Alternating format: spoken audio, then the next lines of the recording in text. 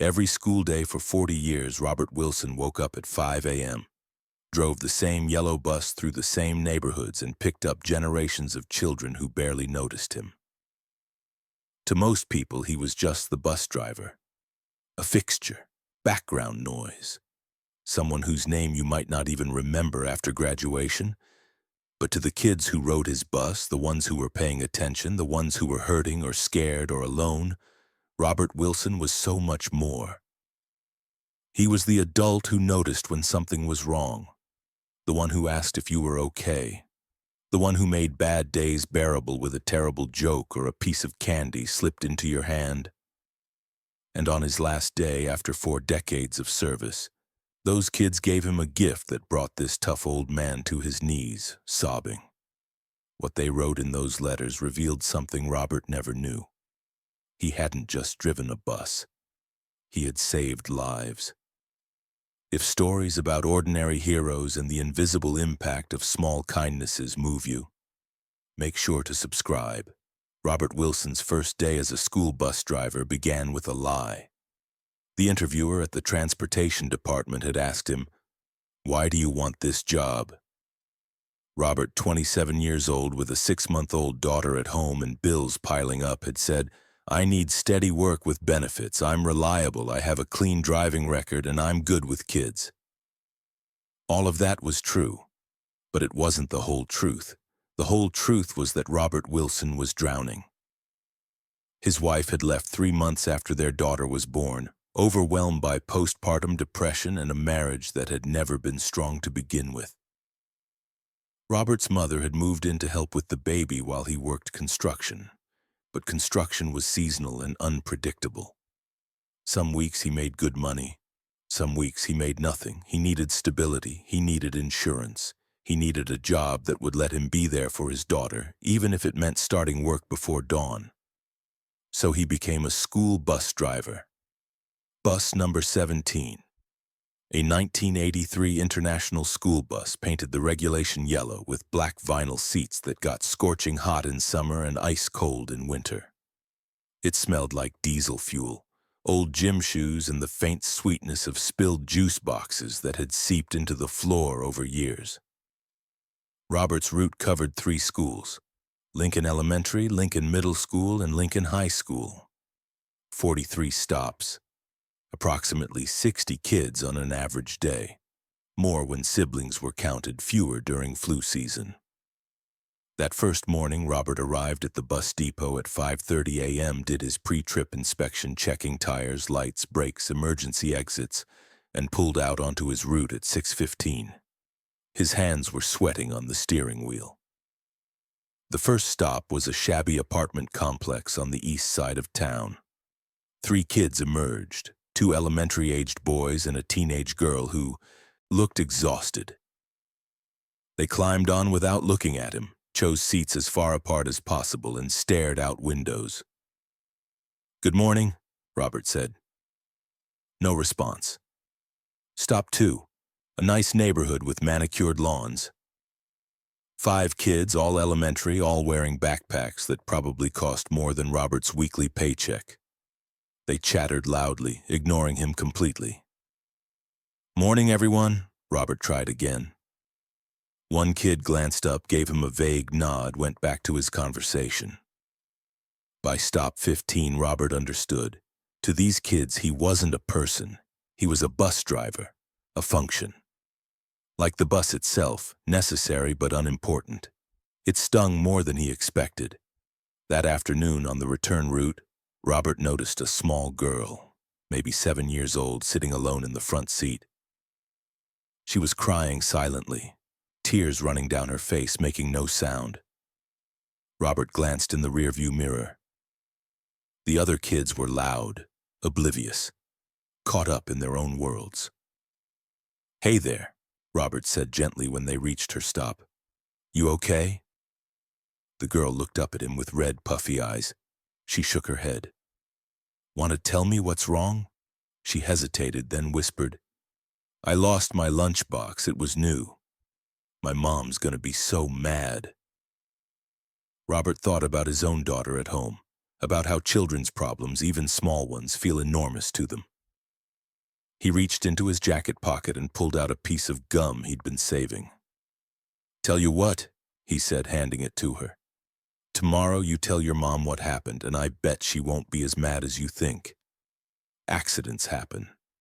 And here, this is for being brave enough to tell me what was wrong." The girl took the gum, managed a tiny smile, and got off the bus. It was such a small moment. Robert forgot about it almost immediately. But the next morning, that same little girl got on the bus and said, "Good morning, Mr. Wilson," actually looking at him, actually smiling. And Robert realized something. Maybe he wasn't just furniture after all.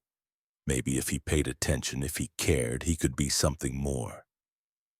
So he started learning names. Learning 60 kids' names every year might not sound like much, but multiply that by 40 years, factor in siblings, students who moved away and new ones who arrived mid-year, and Robert Wilson learned thousands of names over his career. More than that, he learned to read faces. To notice when a normally chatty kid went quiet, when a usually well-groomed teenager showed up in wrinkled clothes, when someone who always sat with friends suddenly sat alone. Robert learned that children carry burdens adults never see, and sometimes the 15-minute bus ride is the only safe space in their entire day. There was Marcus, a fifth grader who got on the bus every morning with bruises he tried to hide. Robert noticed. He started asking Marcus about his favorite sports teams, keeping the conversations light, making the bus a place where Marcus could just be a kid for a few minutes. Robert never called CPS, never made a formal report because he didn't have proof, just suspicions. But he made sure Marcus knew there was at least one adult who saw him, who cared. Years later, Robert would wonder if he should have done more. But at the time, he did what he could. There was Emily, a middle schooler going through her parents' bitter divorce. She would get on the bus crying some mornings. Robert kept a box of tissues in the front seat and never pressured her to talk. Just tough morning, and she'd nod, and he'd say, "It'll get better. Not today, maybe not tomorrow, but it will get better." There was David, a high schooler with severe social anxiety who would have panic attacks on crowded buses. Robert started letting him sit in the very front seat right behind the driver, where he could stare out the windshield instead of at the other students. "You're my co-pilot today," Robert would say, and David would manage a grateful smile. There was the morning Robert found a first grader who had wet himself, terrified of the other kids finding out. Robert quietly gave him his own jacket to tie around his waist, drove straight to the school, pulled aside the guidance counselor, and made sure the boy got changed without the other kids noticing. There was the afternoon he realized one of his elementary students, a tiny girl named Sophie, was stealing food from other kids' backpacks. Instead of reporting her, Robert started bringing extra granola bars, leaving them accidentally on the seat beside her. "Oh, I brought too many snacks today. You want this?" I'd hate to waste it. Sophie ate those granola bars like she was starving, because she was. There were hundreds of these moments over 40 years, thousands maybe, most of them small. A kind word, a terrible joke that made someone smile, a piece of candy. 5 minutes of attention from an adult who actually cared. Robert never thought of himself as doing anything special. He was just doing his job the way he thought everyone should do their job, with attention and kindness. But here's what Robert didn't understand. Most people don't do their jobs that way. Most people go through motions, follow protocols, maintain boundaries. They don't learn 60 names every year. They don't notice when a kid is hurting. They don't use their own money to buy snacks for hungry children. Robert Wilson was unusual. He just didn't know it. Over the years, Robert's personal life remained simple. His daughter Jennifer grew up healthy and loved, raised by Robert and his mother in a small house that was always clean if never quite warm enough in winter. Jennifer went to college, became a teacher herself, got married, had 2 kids of her own. Robert's mother passed away when he was 52. He dated occasionally but never remarried. His life was his route, his bus, his kids. "Don't you get tired of it?" Jennifer asked him once when he was in his early 60s. "The same thing every single day?" "It's not the same," Robert had told her. "The route is the same. The bus is the same. But the kids are always different. Every year, new faces, new stories, new chances to maybe make a difference." "You really think you make a difference?" Jennifer asked, not unkindly, just curious. Robert had shrugged. "Probably not. But it costs me nothing to try."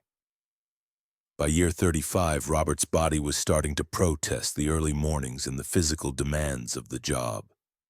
His knees ached from the stairs. His back hurt from the worn-out driver's seat.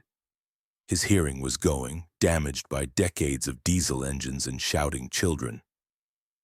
But he kept showing up, 5 a.m. Every school day, rain, snow, summer heat that made the bus an oven. He showed up because that's what you do. You finish what you start. By year 38, Robert started thinking seriously about retirement. He was 65 years old. He'd earned his pension. He could sleep past 5 a.m., maybe travel a little, spend more time with his grandkids. But he kept putting it off.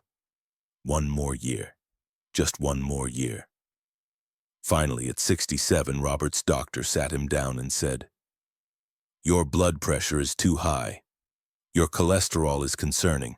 You need to reduce stress and get more rest. I'm not ordering you to retire, but I'm strongly recommending it." Robert knew the doctor was right. His body was tired. He was tired. So he submitted his retirement paperwork. His last day would be June 15th, the final day of the school year. 40 years to the month since he'd started. The transportation department planned a small ceremony at the depot. A plaque, probably. Maybe a cake. The standard retirement send-off. But the kids had other plans. Robert's final day began like every other day for 40 years. Alarm at 5 a.m. Shower, coffee, the drive to the bus depot in darkness. Pre-trip inspection of bus number 17, which had been replaced 3 times over his career but always kept the same number. First pickup at 6:15. The route was so ingrained in his muscle memory that Robert could have driven it in his sleep. 43 stops. Turn left at the oak tree. Right at the fire station. Straight through the intersection where they finally put in a traffic light 12 years ago. The kids who got on that morning seemed more excited than usual. Lots of whispering, lots of giggling. Robert figured they were just amped up about summer vacations starting. When they arrived at Lincoln Elementary, the principal was waiting at the curb. That was unusual. Principals didn't typically greet the buses. "Mr. Wilson," Principal Martinez said, boarding the bus with a smile, "the students have prepared a little something for your retirement. Would you mind coming to the gymnasium before heading to the middle school?" Robert glanced at his watch. He'd be slightly off schedule, but it was his last day. "Sure, I can do that." He parked the bus and followed the principal inside, expecting maybe a quick speech, some applause, done. What he found instead made him stop in his tracks. The gymnasium was packed, not just the elementary students currently on his route, but former students, teenagers, young adults, even some people in their 30s and 40s, people who had ridden his bus decades ago and had somehow been tracked down and invited. There were easily 200 people there, maybe more. A banner hung across the gym. "Thank you, Mr. Wilson. 40 years of kindness." Robert felt his throat tighten. He wasn't good with attention, wasn't comfortable being the center of anything. A current 8th grader, a girl named Maya, who had been riding his bus since kindergarten, approached with a microphone. "Mr. Wilson, we wanted to do something special for your retirement, because you've been special to all of us." The crowd applauded. Robert managed a weak smile, completely overwhelmed. "We asked everyone who ever rode your bus to write a letter," Maya continued, "telling you what you meant to them. We got hundreds of responses. We're going to read some of them now. Maya stepped aside, and a young man in his mid-20s came forward. Robert didn't recognize him at first, then saw the name tag. Marcus, class of 2015. Marcus, the fifth grader with the bruises. Mr. Wilson, Marcus said, his voice shaking slightly. You probably don't remember me. I rode your bus in elementary school. I was the kid who always had bruises, who never wanted to go home. You talked to me about basketball every morning. Made me feel like someone saw me, someone cared. Marcus paused, composing himself. I want you to know that those conversations mattered. They got me through. I'm a social worker now. I work with at-risk kids because of you. Because you showed me that one person paying attention can change everything. Robert's eyes were already burning with tears. Next came a woman in her 30s. Mr. Wilson, I'm Emily. You drove me during my parents' divorce in middle school. I was a mess.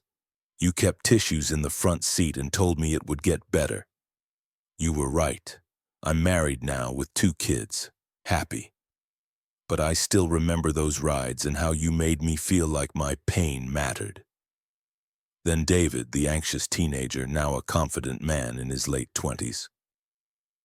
You let me sit in the front when I was having panic attacks.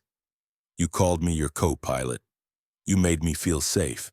I'm a therapist now, specializing in anxiety disorders. You helped shape that path. One after another, people came forward.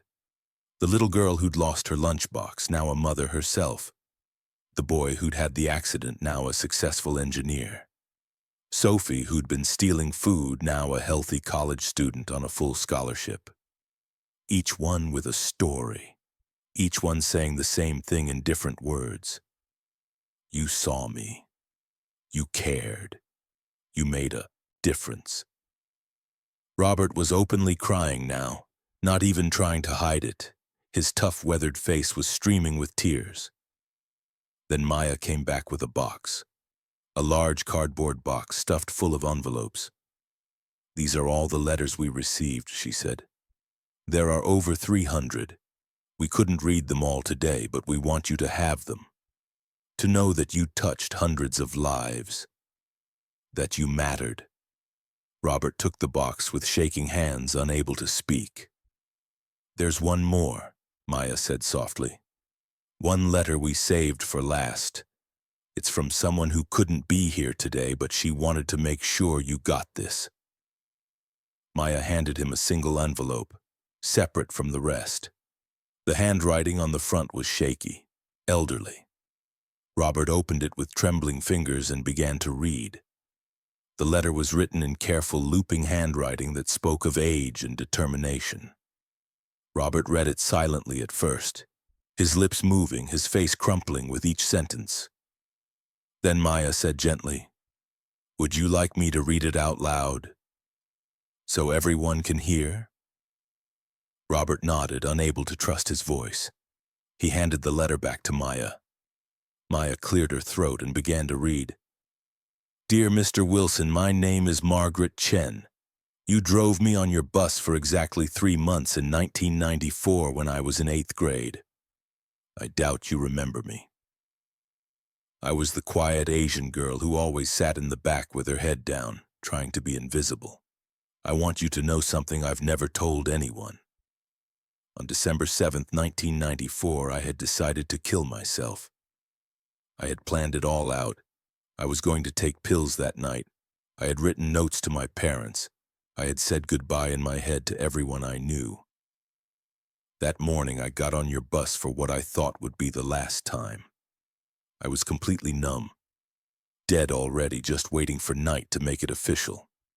You said, "Morning, Margaret. You okay today?" I was shocked you knew my name, shocked you'd noticed I existed. I mumbled something like, "I'm fine," which was obviously a lie. You looked at me in the rearview mirror and said, "You know, Margaret, I've been driving this bus for 11 years and I've learned something important. Whatever you're going through right now, no matter how bad it feels, it will change. Maybe not today, Maybe not tomorrow, but it will change. Nothing stays the same forever, not the bad stuff, not the good stuff. Everything changes. Then you said, so if you're having a rough time, just remember this too shall pass. And I'll see you tomorrow morning and we'll get through another day together. Deal? I said deal, even though I knew there wouldn't be a tomorrow. But here's what happened. Your words stuck with me all day. I'll see you tomorrow morning.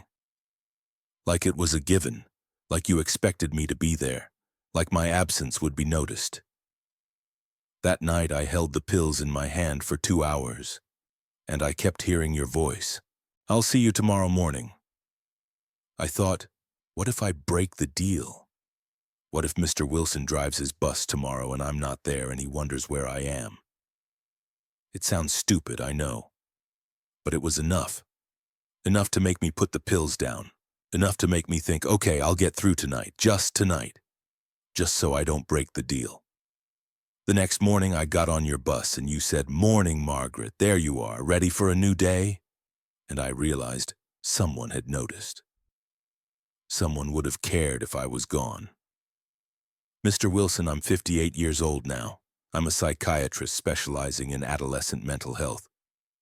I've helped hundreds of teenagers through suicidal crises. Every single one of them I tell about the bus driver who noticed me, who cared enough to learn my name, who made a deal with me that saved my life. You didn't know you were doing it. That's the beautiful part. You were just being kind. Just doing your job the way you thought everyone should do it. But you saved my life that day. And you've saved it every day since because I'm alive to help others. My 3 children exist because you existed. My 6 grandchildren exist because you said good morning to a girl you barely knew. I couldn't come to your retirement ceremony because I'm undergoing treatment for cancer. But I needed you to know this before either of us runs out of time. You are a hero, not because of one big dramatic moment, but because of 40 years of small moments. 40 years of seeing people, of caring, of showing up. Thank you for my life. With eternal gratitude, Dr. Margaret Chen. The gymnasium was silent except for the sound of people crying. Maya's voice had broken several times while reading. She wiped her eyes and looked at Robert. Robert Wilson, 67-year-old school bus driver, was on his knees. Not kneeling, not sitting, but collapsed, his hands covering his face, his shoulders shaking with sobs. He didn't remember Margaret Chen specifically, couldn't picture her face. Had no memory of that conversation in December of 1994. It had been just another morning, just another kid who looked sad, just another attempt to maybe, possibly help in some small way. And it had saved her life. Marcus was the first to move. He walked over and knelt beside Robert, putting a hand on his shoulder. Then Emily joined them. Then David. Soon dozens of former students surrounded Robert, all of them touching him, supporting him, showing him physically what their letters had tried to express in words. You mattered. You matter. You will always matter. Principal Martinez finally stepped forward and gently helped Robert to his feet. Mr. Wilson, I think you've heard enough for one day. Can we get you some water? A place to sit? Robert shook his head. He took a deep, shuddering breath and looked out at the crowd of faces, young and old, all watching him with love and gratitude. I didn't know, he managed to say, his voice raw. I never knew. I thought I was just doing my job, just trying to be decent.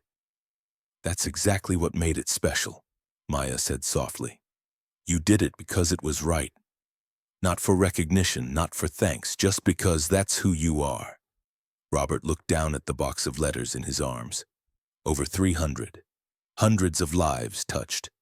Hundreds of moments of connection that he'd thought were insignificant. I don't deserve this, he whispered. Yes, Marcus said firmly. You do. You absolutely do. Robert Wilson's retirement party at the bus depot that afternoon was small and quiet, exactly as planned. A plaque, a cake, a brief speech from his supervisor thanking him for 40 years of safe driving and excellent attendance. It felt hollow after the morning ceremony, like someone had given him the moon and now they were handing him a participation trophy. But Robert didn't care. He drove home with the box of letters on the passenger seat, handling it as carefully as if it contained actual treasure. That evening, sitting in his living room with his daughter Jennifer and his grandchildren, Robert opened the box and began reading. Each letter was a window into a life he'd touched without knowing. Each one revealed ripples he'd created that had spread far beyond his awareness. The boy he'd given his jacket to, who'd wet himself in first grade, was now a teacher himself, known for his kindness to struggling students. The girl who'd stolen food was now a social worker focusing on child hunger and food insecurity. The anxious teenager was a therapist helping others with anxiety. Marcus worked with abused children. Emily was a family counselor specializing in divorce recovery. On and on it went.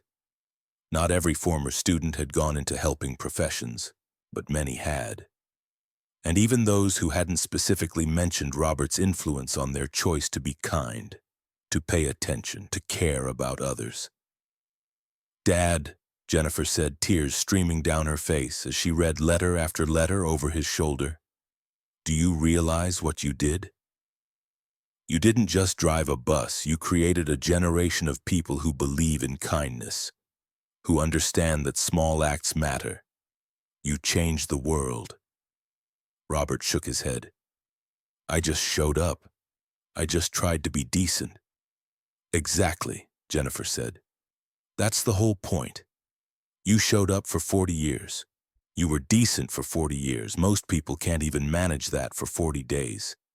You showed everyone that consistency matters, that showing up matters, that the small stuff is actually the big stuff." One letter particularly struck Robert. It was from a man named James, now 42 years old, who Robert had driven for 3 years in high school. "Mr. Wilson, you probably don't remember the morning I got on the bus with a black eye and a split lip. I told you I'd been in a fight. You didn't buy it, but you didn't push. You just said, 'You know where I am if you need to talk.' I never did talk. Never told you my dad was beating me. But knowing you'd listen if I needed to, that kept me sane. I made it through. I got out. I broke the cycle. My own kids will never know what I went through because I learned from you that there's a different way to be, a kinder way." Robert wept as he read it.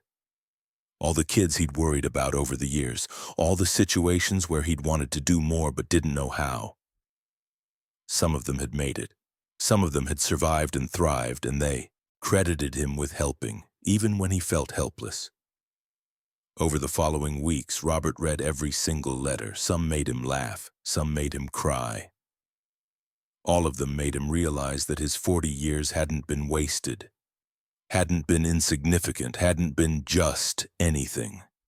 He'd lived a meaningful life, not a famous life, not a life that would appear in history books or news articles, but a life that had touched hundreds of people in real, tangible ways. Robert lived 7 more years after his retirement, healthy and happy years spent with family, with former students who stayed in touch, with the knowledge that he'd mattered. When he passed away at 74 from a heart attack, quick and painless in his sleep, over 400 people attended his funeral. Former students, now in their 30s, 40s, 50s, even 60s, came from across the country. Dr. Margaret Chen, in remission from her cancer, delivered the eulogy. She stood at the podium and said, "Robert Wilson saved my life when I was 14 years old. He didn't do it with grand heroics or dramatic intervention. He did it by learning my name, by saying good morning, by making me feel like I mattered enough that someone would notice if I was gone. That's what Robert did for all of us. He noticed us." In a world that so often treats children as invisible, as background noise, as less important than adults, Robert Wilson saw us. really saw us, remembered our names, asked how we were doing, cared about the answer. He thought he was just driving a bus. He was wrong. He was teaching us the most important lesson any of us ever learned, that showing up matters, that consistency matters, that small acts of kindness repeated over time can change lives.